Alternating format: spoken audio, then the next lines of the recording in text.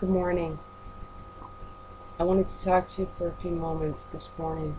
As a pastor, there are many times that people come to me from all walks of life, both personally and as a minister. And they all come for different reasons. However, there is one thing that is common in every single person that has come to me. What is that one thing, you might ask? They come for hope. Hope for something better, something different, something spiritual, something emotional, or even something physical.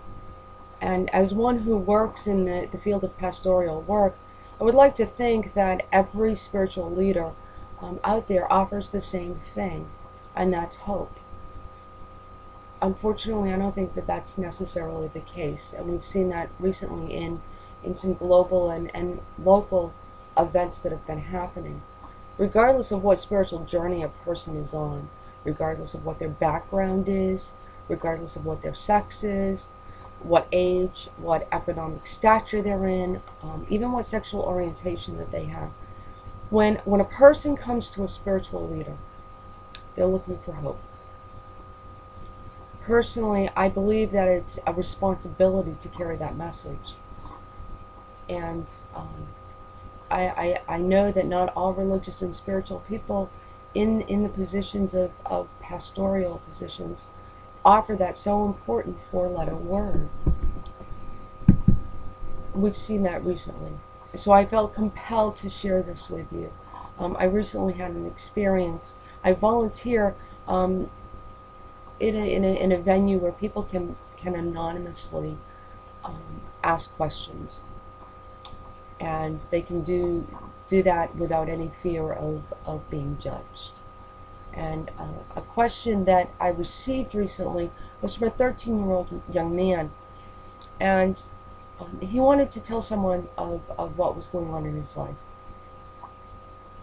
Let me rephrase a little bit of his email. It said, that he went to church on a Wednesday night, and please know that before I continue, this situation has been shared with the appropriate people, and it was not even in my home state.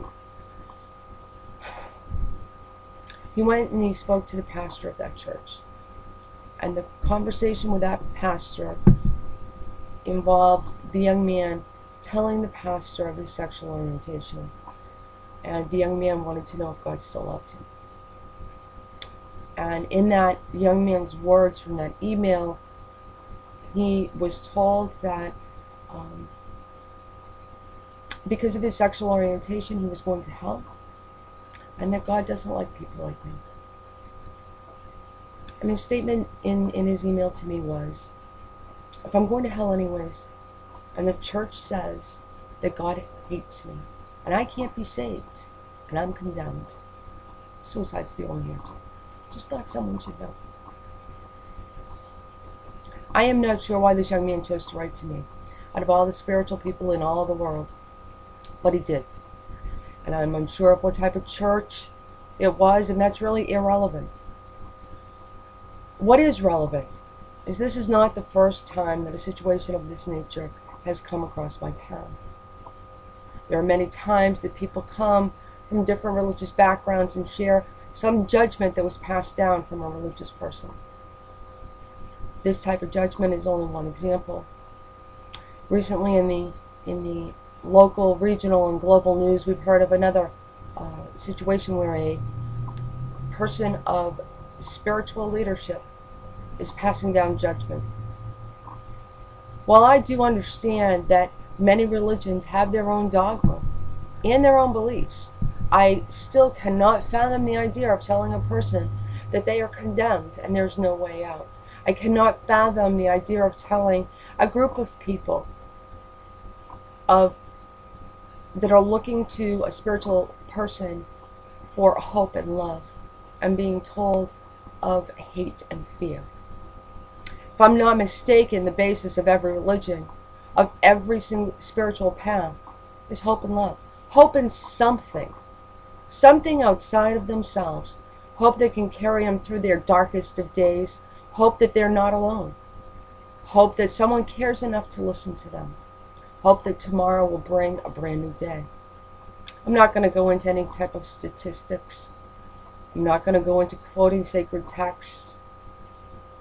I just want to know and understand how it is that spiritual persons, spiritual leaders, especially those who are looked upon for guidance and help, can ever tell a person, a group of persons, that there's no hope. There's no way out. There's nothing but condemnation. I'm blessed with the opportunity in my life, because of my spiritual path and because of my ministerial services, to meet many different people on different spiritual journeys. I have the opportunity to speak with many religious and spiritual leaders of the community. I'm blessed and humbled to speak with persons from different economic levels, different educational backgrounds, different countries, different sexual orientations, different cultures. And it's my honest belief that anyone that I have spoken with in person would not have done the same thing as was said to this young man. Neither would they even pontificate fear and hate,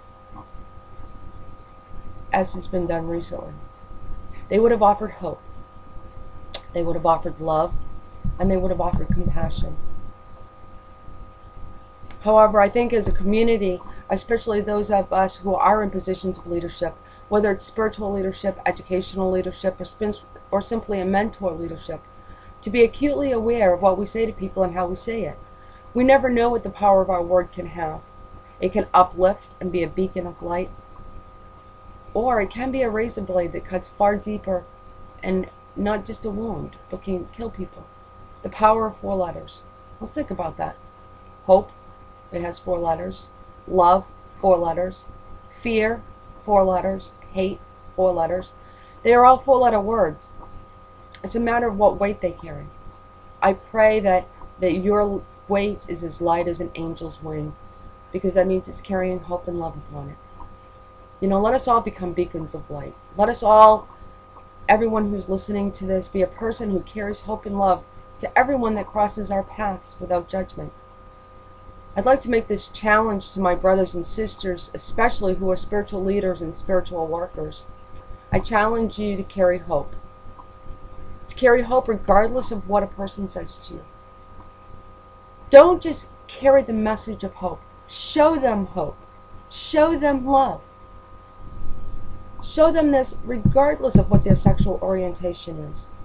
Show them hope and show them love regardless of what spiritual journey they are on. I challenge you to speak from your pulpits of hope and love in your churches, in your temples and synagogues, and even in your classrooms.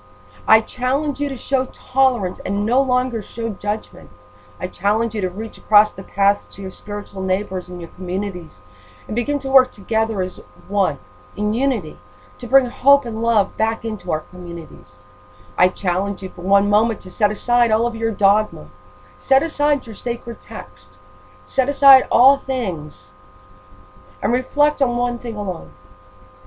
Reflect on what is the basis of your faith. I challenge you to look deep inside yourself and ask, is not the basis of your faith hope and love? Isn't that what drew you in the first place to your spiritual journey? Is it not hope and love that continues to draw you into your spiritual beliefs and faith? Let me ask you a question. If you walked into your own spiritual church, synagogue, temple, classroom, how would you be received if you were desperate? How would you be received if you walked in all alone and hopeless? If you were completely lost and could no longer find any hope, what would you find? I'm not asking you to change your faith or your belief system. What I am asking for is for you to stop, pause, and reflect upon the words and actions that you are saying. Reflect upon whether or not you are carrying love and hope. Because you never know what the impact of your simple words will have on another human being. I hope you pick up this challenge and you run with it, and you find that there is hope and love coming out of your places of worship and your hearts.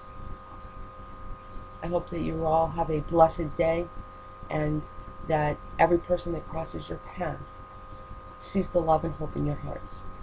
Thank you.